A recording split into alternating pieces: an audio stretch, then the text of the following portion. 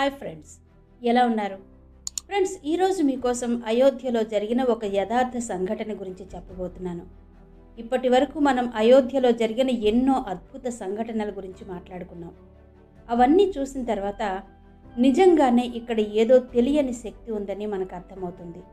అయితే ఇప్పుడు నేను చెప్పబోయే విషయం మీరు మరొక్కసారి విని ఆశ్చర్యంలోకి జారిపోతారు.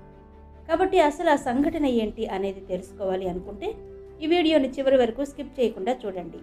అంతకంటే ముందు మీలో ఎవరైనా మా ఛానల్ని సబ్స్క్రైబ్ చేసుకోకపోయి ఉంటే గనక వెంటనే సబ్స్క్రైబ్ చేసుకోండి. పక్కనే ఉన్న బెల్ సింబల్ని ప్రెస్ చేయడం మాత్రం మర్చిపోవద్దు. సరే, మరి ఇక వీడియోలోకి వెళ్ళిపోదాం, పదండి. ఫ్రెండ్స్, మీ అందరికీ తెలుసు కదా, అయోధ్యలో ఎంతో అట్టహాసంగా రామ్లల్లా విగ్రహ ప్రాణప్రతిష్ఠ జరిగిన విషయం గురించి. ఆ రోజు కోసం ఎన్నో సంవత్సరాలు అందరూ ఎదురు చూశారు. ప్రపంచవ్యాప్తంగా ఉన్న హిందువులకు ఇది మరచిపోలేని రోజవుతుంది. నిజానికి రాముడు ఒక్క హిందువుల దేవుడు మాత్రమే కాదు, అందరి దేవుడు, అన్ని మతాల వారు పూజించే దేవుడు. ఇప్పుడు మీకు నేను చెప్పబోయే విషయం మతాలకు అతీతంగా జరిగిన సంఘటన. ఒక చిన్న పాప తప్పిపోయి రాముని ఆలయం లోపల దొరికిన సంఘటన ఇది. ఫ్రెండ్స్, మీ అందరికీ తెలుసు కదా, 23 జనవరి 2024 నుండి సాధారణ భక్తుల కోసం రామ మందిరం తలుపులు తెరుచుకున్నాయి. మరియు అందరూ కూడా ఆ భగవంతుడైన రాముణ్ణి చూసే భాగ్యం కలుగుతుంది. అయితే ఇప్పుడు నేను చెప్పే సంఘటన ఒక ముస్లిం మహిళ గురించి. ఈ మహిళ పేరు సలీమా. ఫ్రెండ్స్, చిన్ననాటి నుండి సలీమా చదువులో ఎంతో చురుకైన పిల్ల.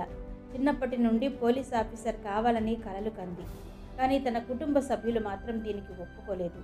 కానీ అందరినీ ఒప్పించి పోరాడి ఎట్లా అయితేనేం చదువు పూర్తి చేసి 22 ఏళ్లకే పోలీస్ కానిస్టేబుల్గా సెలెక్ట్ అయింది. ముస్లిం సమాజంలోని మహిళలందరికీ సలీమా స్ఫూర్తిదాయకం. సలీమాకు 24 సంవత్సరాల వయస్సులో వివాహం జరిగింది. అయితే ఆమె డ్యూటీకి ఎక్కువ సమయం కేటాయించడం వల్ల ఆమె భర్తకు ఆమె పోలీసు ఉద్యోగం అస్సలు నచ్చలేదు. వారి మధ్య గొడవలు రావడం మొదలయ్యాయి. ఇక చేసేదేం లేక సలీమా తన భర్తను విడిచిపెట్టి తన 9 సంవత్సరాల కుమార్తెతో అయోధ్యలోనే తన తల్లిదండ్రులతో నివసించసాగింది. ఎంతో శ్రద్ధతో తన పోలీసు విధులను నిర్వహించేది. అయోధ్యలో రామమందిర శంకుస్థాపన కార్యక్రమం జరగనున్న తరుణంలో దేశవ్యాప్తంగా అనేక మంది పోలీసులను, ఆర్మీ ఆఫీసర్లను అయోధ్యకు పిలిపించారు. వారిలో ఒకరుగా రామాలయంలో క్రౌడ్ కంట్రోల్గా నియమితమైంది సలీమా. జనవరి 16 నుంచి రామమందిర ప్రాణప్రతిష్ఠ కార్యక్రమం ప్రారంభమైంది.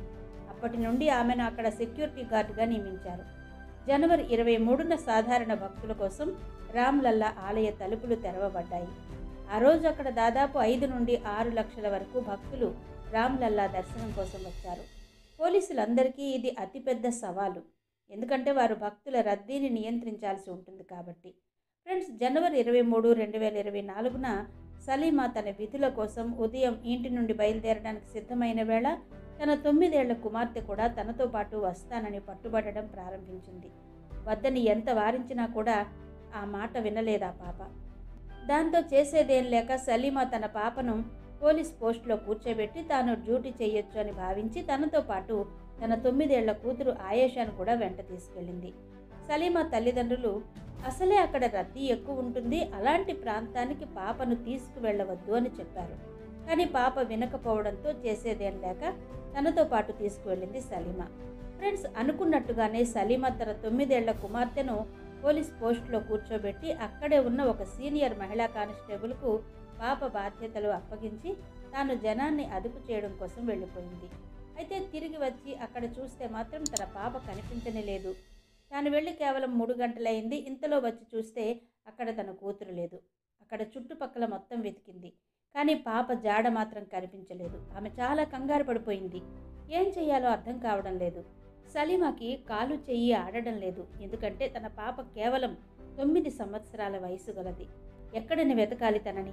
అందులోనూ ఆ సమయంలో అక్కడ దాదాపు 5 నుండి 6 లక్షల మంది భక్తులు రామ్లల్లా దర్శనం కోసం వచ్చారు. ఇక చేసేదేం లేక ఆమె వెక్కి వెక్కి ఏడవడం ప్రారంభించింది. అయితే తనతో పాటు ఉండే సునీత అనే మహిళా కానిస్టేబుల్ ఆమెకు ధైర్యం చెబుతూ, నువ్వేమీ చింతించకు, ఇది శ్రీరాముడి నేల, ఇక్కడ ఎటువంటి ఆపదలు ప్రమాదాలు జరగవు, నీ పాప కూడా తప్పకుండా దొరుకుతుంది, నువ్వు కేవలం శ్రీరాముడిని ప్రార్థించు చాలు అని చెప్పింది.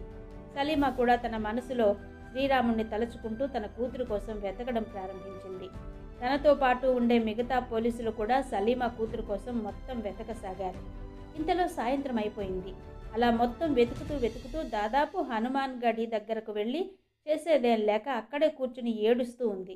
ఇంతలో అక్కడికి ఒక దివ్య ఋషి వచ్చి సలీమాతో, అమ్మా మీరు చింతించకండి, మీ కుమార్తె పూర్తిగా సురక్షితంగా ఉంది. మీరు చేయాల్సిందల్లా కేవలం ఆ శ్రీరాముడిని విశ్వసించడమే. మీరన్నిటినీ ఆ శ్రీరాముడికి వదిలేయండి, అంతా భగవంతుడే చూసుకుంటాడు అని చెప్పి వెళ్ళిపోయాడు. సలీమా ముస్లిం మహిళ అయినప్పటికీ తన కుమార్తెపై ప్రేమతో ఆ శ్రీరాముడిని ప్రార్థించడం మొదలుపెట్టింది. అయితే ఎలాగైనా తన కూతురిని తనకు అప్పజెప్పమని మనసులోనే వేడుకుంది. అయితే జరిగేది తెలిస్తే మీరు ఆశ్చర్యపోతారు. అలా మొత్తం తిరిగి అలసిపోయిన సలీమా ఆ రాత్రి ఆ ప్రదేశంలోనే పడుకుంది. అప్పుడే తనకి ఒక కల వచ్చింది. ఆ కలలో రామ్లల్లా గర్భగుడిలో తన 9 సంవత్సరాల కుమార్తె ఆయేషా ఉన్నట్టు మరియు ఆమె దేవుడితో ఆడుకుంటున్నట్టు చూసి అకస్మాత్తుగా నిద్రలో నుంచి మేల్కొంది. వెంటనే సలీమా రామమందిరం వైపు పరిగెత్తింది. అయితే రాత్రిపూట కావడంతో రామమందిరం తలుపులు మూసేశారు. తన కుమార్తె రామ్లల్లా ఆలయంలోనే ఉందని ఆమె ఖచ్చితంగా భావించింది. ఎలాగైనా ఉదయం వరకు వేచి చూడాలని నిర్ణయించుకుంది. అలా మరుసటి రోజు ఉదయం అయింది. అయితే అప్పటికే అక్కడ పెద్ద సంఖ్యలో భక్తులు గుమిగూడి ఉన్నారు. అందరూ రామ్లల్లాను దర్శించుకోవడానికి ఎదురు చూస్తున్నారు. అయితే రామ్లల్లా ఆలయ తలుపులు మొదట తెరవగానే సలీమా తన మతాన్ని మర్చిపోయి రామాలయంలోకి ప్రవేశించింది. అప్పుడే ఆ ఆలయ ప్రధాన పూజారి తన బిడ్డ ఆయేషాను తన ఒడిలో పెట్టుకుని నిలబడి ఉండడం చూసి తన కూతుర్ని తిరిగి పొందిన ఆనందంలో సలీమా టెన్షన్ మొత్తం పోయింది. అయితే రాత్రి సలీమాకు వచ్చిన కల నిజమే అన్నమాట. ఇదే విషయం తనతో పూజారి గారు కూడా చెప్పారు. ఇది విని సలీమా ఎంతగానో ఆశ్చర్యపోయింది. ఇంతటి అద్భుతాన్ని చూసిన సలీమా శ్రీరామునికి పూర్తిగా భక్తురాలైపోయింది. ఆమె తనకు జరిగిన ఈ అద్భుతం గురించి తన కుటుంబం మొత్తానికి చెప్పింది. మరియు మరుసటి రోజు తన కుటుంబంతో కలిసి రామ్లల్లా దర్శనం కూడా చేసుకుంది. ఫ్రెండ్స్, చెప్పాను కదా, భగవంతుడు శ్రీరాముడు ఏ ఒక్క మతానికి చెందినవాడు కాదు. అతను అందరికీ భగవంతుడే. ఎవరైతే ఆయనను మనస్ఫూర్తిగా ఆరాధిస్తారో వారికి అన్ని వరాలు ప్రసాదిస్తాడు అని చెప్తారు. ఈ ఘటన తర్వాత దేశవ్యాప్తంగా ఈ అద్భుతం చర్చనీయాంశమైంది. రామ్లల్లా అద్భుతం చూసి చాలామంది ముస్లింలు కూడా ఆశ్చర్యపోయారు. మరుసటి రోజు అక్కడ కనిపించిన దృశ్యం నిజంగా అందరినీ ఆశ్చర్యంలోకి నెట్టేసింది. ఆ రోజు ప్రపంచ చరిత్రలో సువర్ణాక్షరాలతో లిఖించబడింది. ఎందుకంటే ముస్లిం రాష్ట్రీయ మంచ్కు చెందిన 350 మంది భక్తులు లక్నో నుండి 6 రోజుల పాదయాత్ర తర్వాత అయోధ్య రామాలయం చేరుకున్నారు. ఈ బృందానికి కోఆర్డినేటర్ రాజా రయీస్ మరియు ప్రావిన్షియల్ కోఆర్డినేటర్ షేర్ అలీఖాన్ నాయకత్వం వహించారు. వారందరూ ఆ రోజు రామ్లల్లాను దర్శనం చేసుకున్నారు. అందరి కళ్ళలో నీళ్లు, అందరి ముఖాలో ఆనందం, అందరి నోట ఒకటే మాట, జై శ్రీరామ్ అని. ఇది చరిత్రలో మరుపురాని రోజు. ఎందుకంటే దాదాపు 350 మంది ముస్లింలు రామ్లల్లా దర్శనం చేసుకున్నారు కాబట్టి. వారు మన వేదాలు, పురాణాలు మరియు రామాయణం గురించి తెలుసుకున్నారు. వారి పిల్లలు ఔరంగజేబులా కాకుండా శ్రీరాముడిలా మారాలని కోరుకుంటున్నట్టు చెప్పారు. ఎందుకంటే మనం రామాయణం చూసినప్పుడు మరియు విన్నప్పుడు శ్రీరాముడు మర్యాద పురుషోత్తముడని మనకు అర్థమవుతుంది.